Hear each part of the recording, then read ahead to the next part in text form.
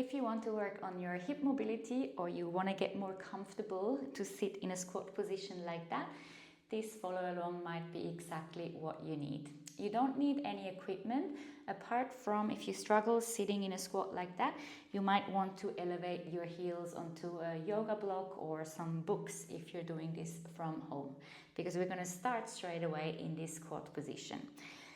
Have your elbows on the inside of your knees and then your hands in front of you interlaced or in that prayer position.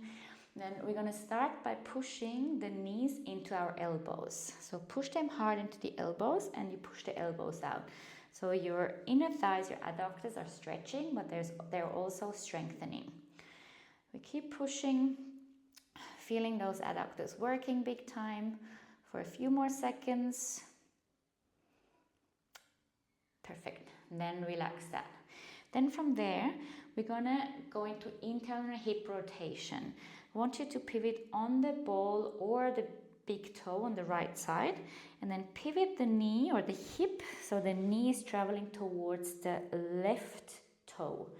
Then back into the squat position.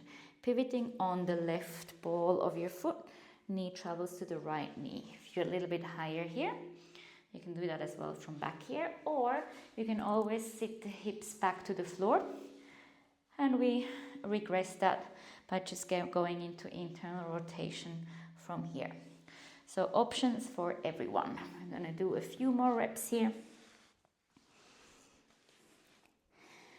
2 more times. And then back into the squat position. Now I want you to really round through the spine, making yourself basically super small, tucking the chin in, keeping the round through the spine, and you're just relaxing. So let gravity pull your elbows down, your hips down, and then maybe we shift the hips from side to side. Then come stationary, and I want you to place the hands on the floor. Now your thighs and your tummy should be as connected as possible, whatever that means for you. We want to maintain that connection. So we keep the hands on the floor. We're going to extend the legs and lift the hips up. Now, I don't want you to lift the hips so the upper body, the torso, releases from the thighs. So you only come as high as you can maintain that connection, and then you come back down. You lift, you keep the connection. Maybe with each rep, you can extend the legs a little bit more. Only if you can extend the legs fully, whenever you reach the full forward fold, you lift the tailbone up to the ceiling into an anterior tilt. If you keep the knees bent, because otherwise you can't keep the hands on the floor, you stay in a posterior tilt, the tailbone tucked in. It's completely fine. I'm going to do this a couple more times. Then next time you keep the hips up, hold it there. Now grab the opposite elbows, and now everyone extend your legs. Your upper body just dangles to the floor with your elbows grabbed with the opposite hand. And then maybe just rock the shoulders from side to side. Then place your right hand on the floor, bend into the right knee, lift the left arm up to the ceiling, look up to the ceiling or to the hand, sort of getting a little bit of a twist through the spine. And then I want you to try to lift the tailbone up to the ceiling. So you're lengthening through the spine, and that should give you a deeper stretch through your hamstrings on the left side. Then place the left hand on the floor, left knee bends, right leg straightens out, right arm up to the ceiling, look up to the top hand, lift the tailbone up, lengthening through the spine, feel the stretch down your right leg. And then hand back down to the floor. Then we're going to step the left foot back and the right foot on the outside of the right hand.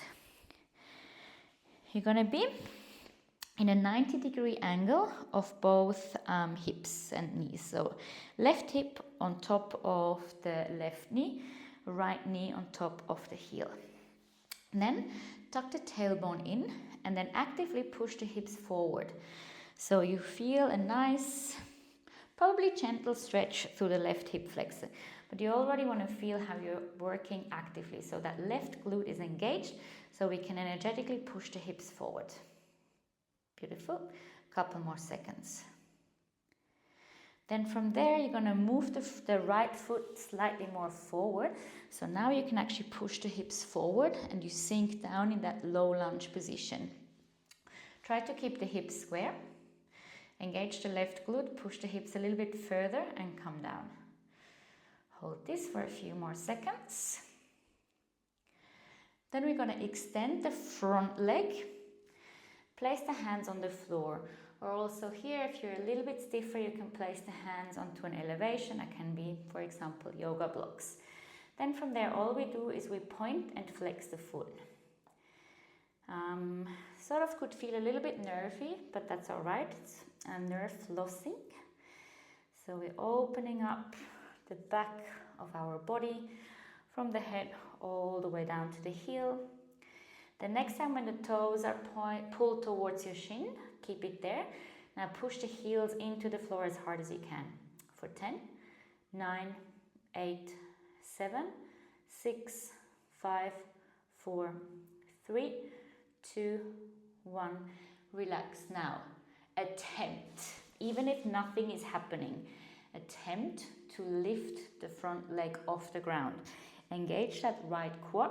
Round through the spine, push the hands into the floor, and the intention should be there. Even if nothing is happening, lift the leg and hold for 10, 9, 8, 7, 6, 5, 4, 3, 2, and 1. You might have even felt nearly a cramp through your abs. Good sign as well. We stay on this side. You can bend into the front knee again. Back knee is on the floor still. Then from there, you're going to push the hips as low as you can. Now the back toes are tucked under. We're going to lift the back knee off the ground. Now important here, as I lift the back knee, I only want to extend the leg. So my hip is in this height right now, and it should stay in the same position. As I lift the knee, what we don't want to do is to basically bounce up and down. The strength should really come through the glutes and then through the quads to extend that back knee, keeping the hip low, which will opening up our hip flexors. So I stay facing forward. I stay as low as I can, and then let's extend the back leg and bend again. And we extend the back leg and bend. We're going to do that 3 more times. 2 more times. Last one. We're going to hold for 5, 4, 3, 2, 1. And then slowly come down, and we're going to switch sides. Just going to turn to the other side so it's easier for you to see. So back hip on top of the knee, front knee on top of the heel. We're going to start again by tucking the tailbone under. Actively going to push the hips forward. Feel a gentle stretch through the back hip flexor. We stay upright here. Feel engagement through the glutes. Hold that for a little bit longer. Relax the glute. Then we're going to shift the front foot slightly forward. So then we can push the hips forward and down. Getting into that low lunge position. Straight away you should feel a little bit of a deeper stretch through the front of your hip here. Then actively engage the glute. Roll that back hip forward so we stay square. And then feel a deep stretch down your thigh maybe. Deep stretch through the hip flexors. Hold it for a little bit longer. And then we're going to extend the front leg, hip travels to the back heel, and then you just point and flex the front foot. Hands are on the floor, on the fingertips, a little bit of nerve flossing here again. And the next time when the toes are pulling towards your heel, your shin, stay there. Actively push the heel into the ground. For 10, so your hamstrings, they're in a stretched position, but as we push the heel down, they're actually now getting strengthened in that long position. For another 3, 2, 1, relax. And you know what's coming. Now instead of strengthening the hamstrings, we're going to strengthen the quads peak time. We attempt, at least, to lift the leg. Round your spine, push the hands into the floor, You can use your abs through that round of the spine to actually help you to lift the legs. So hip flexors and quads are working big time. We lift for 10, 9, 8, 7, 6, 5, 4, 3, 2, 1, and drop the foot. Beautiful. Then bend into the front knee again. Tuck the back toes under, rise up, push the hips forward and down. Stay as low as you can. We want to maintain this depth. We want to stay nice and low. We're going to extend the back knee without bouncing up and down. Get ready. Extend the back knee, squeezing the glute. Extend the knee through quad engagement and then drop again. Lift. Think of driving the heel back. 3 more times. Push the heel back. 2 more times. Stay low. Last one. We're going to hold for 10, 9, 8, 7, 6, 5, 4, 3, 2, and 1. Slowly, slowly release. Awesome. That was a lot of hip flexors and some hamstrings. We're going to change now. I want you to sit on the floor, getting into a straddle position, a little bit more pancake work. We're just going to start gently with some bounces. Have your hands on either side of your right leg. Move your hands forward, and then we just bounce towards that right leg. Don't need to go too aggressive, just warming up. Sort of that straddle position, currently a bit more hamstrings. Then let's move to the center, and we're going to bounce here. Then we're going to bounce to the left side. Maybe you feel a bit of a stretch here on the QL as well.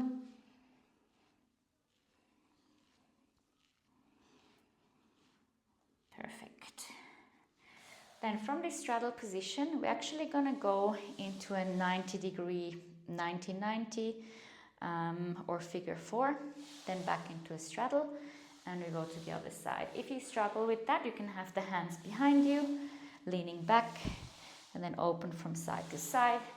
If you're okay with it, just try to keep the upper body upright. Then next time when you bend into the left knee, stay there. Rotate the chest towards the left knee, and then we're going to fold forward into a pigeon and come back. Either you can have the arms reaching back, or you can have the hands on the floor in front of you as a support. So the front leg is now in external rotation, working on opening that position while actually loading it as we fold forward. Next time we're going to hold for 10, 9, 8, 7, 6, 5, 4, 3, 2, 1. Rise up. We're going to move back into the straddle. And then we close to the right side.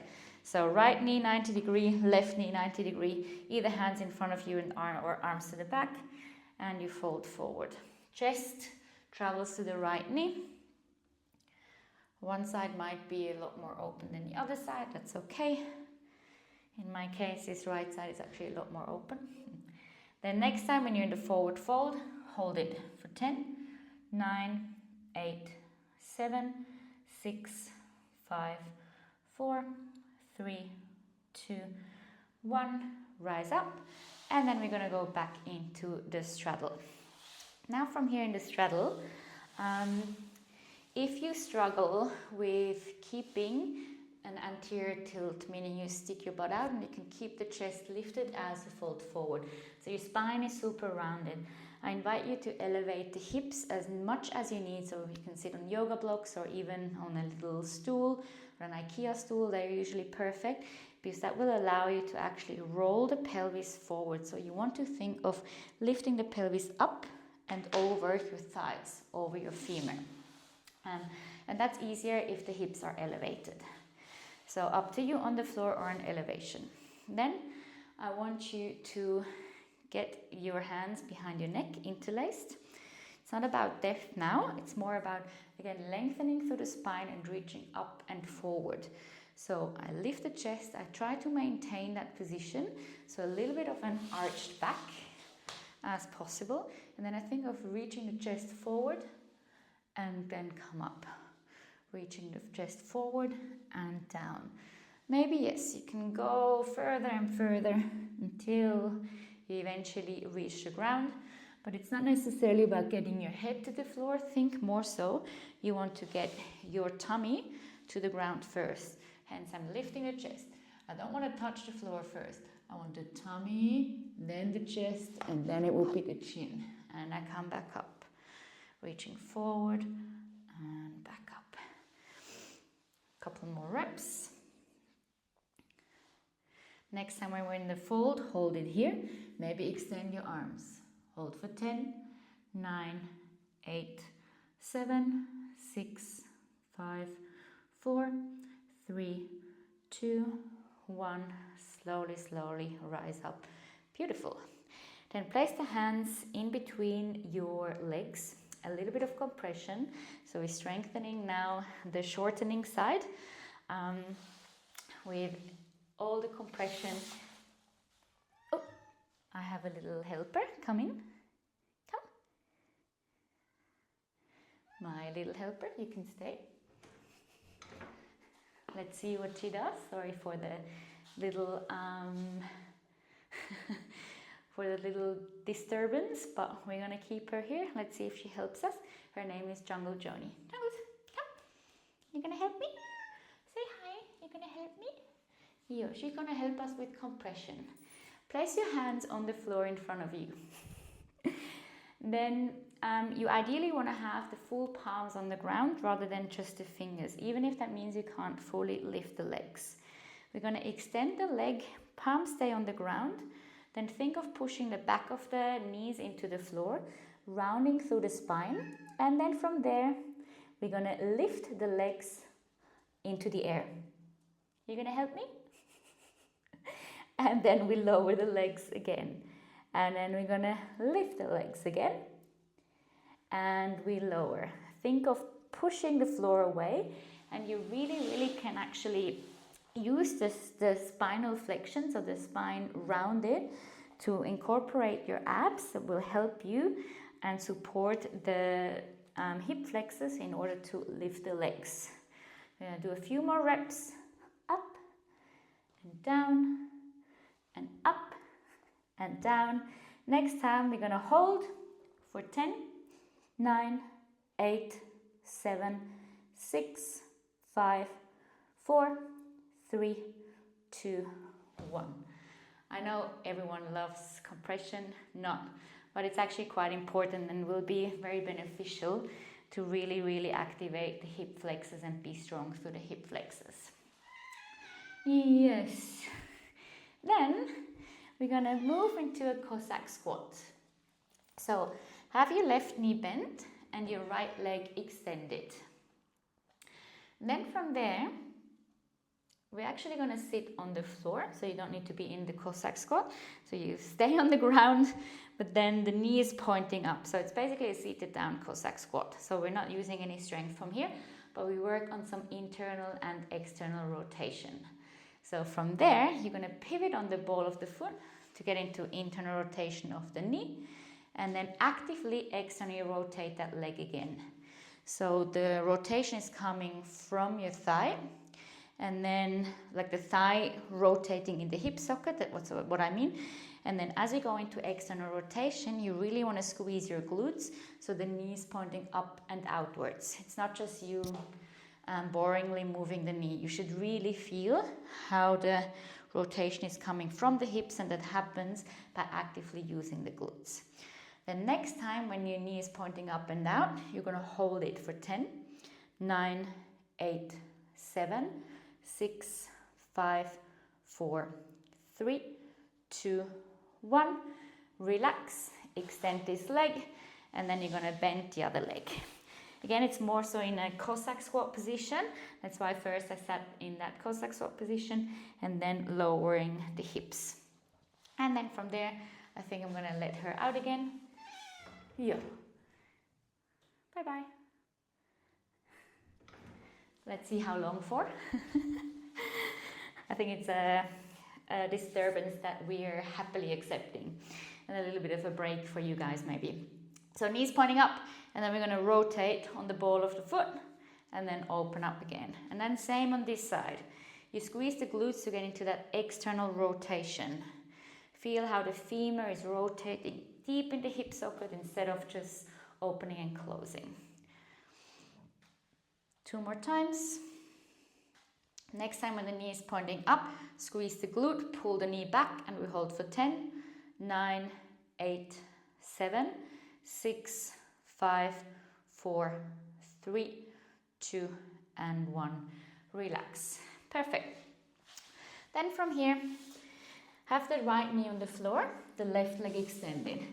And then you're sort of in that half rock position. So a 90-degree angle here in that knee and the left leg extended. And I want you to do is to just move the hips back and forth a few times. Moving back and forth. Maybe with each rep, the knee slides a little bit further out. And then we're going to keep the hips in line with the knees. And I want you to play with an anterior and a posterior pelvic tilt. So you lift the chest, you stick the butt up towards the ceiling, and then you round. Rounding and then a posterior tilt feels usually a little bit more uncomfortable because you reduce the space in your hip socket. And we just continue doing that a couple of times. Next time when you're in an anterior tilt, hold it there. Now push the left foot into the ground as hard as you can for 10, 9, 8, 7, 6, 5, 4, 3, 2, 1. Relax. And then in whatever way you can come out of this, there's no graceful way, and we change to the other side. Hopefully your floor is a little bit more soft than mine. Mine is quite hard, so it's very uncomfortable for the knees, but we're gonna push through. Elbows on the floor, then knee in line with the foot, so it's 90 degrees. One leg extended, the other knee bent, and then you're gonna move back and forth a few times. Perfect. Then try to get the hip in line with your foot, and then we're going to go from an anterior tilt to posterior tilt. So lifting the tailbone up to the ceiling, tucking the tailbone in, up and down. You feel how your adductors, your inner thighs opening up more and more. Then next time when you're in the anterior tilt, hold it there. We're going to push the right foot into the floor. So the adductors, inner thighs are in a long position again. As we push down, we're strengthening that position. So we're basically in that end range. We're going to get strong in that end range. Hold front of 5, 4, 3, 2, 1. And then slowly, again, whatever way is easiest, make your way out of this position. Awesome. Now we're actually going to go into a middle split position. Find a position that you can sort of be active, but we can have the hands on use the hands as a support. So that could either be on the floor, you can have the hands on a box, whatever you can get away with to sort of be active, so you can still push through your legs, but feel the hands that can be used as a support. So find your middle split position. Hips in line with your feet, and then go into an anterior tilt. And you want to find the position that allows you actually to go a little bit lower, but you don't want to go too low. You still want to be a little bit higher up, so don't go to your full end range yet. But the more anterior tilt, or maybe even a bit of external rotation, usually creates a bit more space in the hip socket for you to go lower, because the way the femur sits in the hips, it can be very restricted, and if you change the pelvis orientation, you might be able to go a little bit lower. So we have weight on the hands, but now we're actively going to push both feet, same as before, but now both feet into the ground. Now feel your inner thighs working for 5, 4, 3, 2, 1. Relax. Maybe squeeze the glutes. A little bit more squeezing through the glutes, and then relax again. Maybe you can slide the feet a little bit further away from each other. And then we're going to push the feet into the ground again, super hard. Push them down for 5, 4, 3, 2, 1. Relax. We're going to do the opposite. Squeeze the glutes. Might not feel super comfortable, but we squeeze, we squeeze, we squeeze. We're going to do that once more. Maybe slide the feet further out. Push the feet into the floor. 5, 4, 3, 2, 1. Relax, squeeze the glutes. 4, 3, 2, 1. And then slowly, slowly make your way out. Perfect. You might feel quite some compression now through your hips, through deep in the hip socket sort of here. So I leave it up to you. You can do double pigeon, but for some of you, double pigeon might be too much. You can just work on a regular pigeon, but I want you to go into that external rotation of the hip, and then you're just gonna wiggle your hips and your upper body around so you feel that spot here in the hip socket that feels a bit sensitive, but as you sit in that stretch, it should actually feel pretty good. So it feels maybe super tight, but it also should feel good opening up. If you do double pigeon, try to have your shins parallel, so one ankle on the knee, and then on the other side, the knee on the ankle, and then we reach forward and we lay down.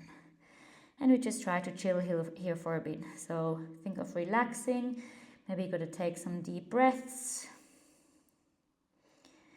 Gonna hold this for a few more seconds.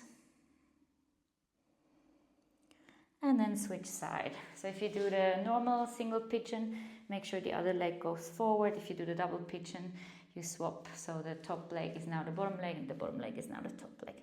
And you reach forward and down.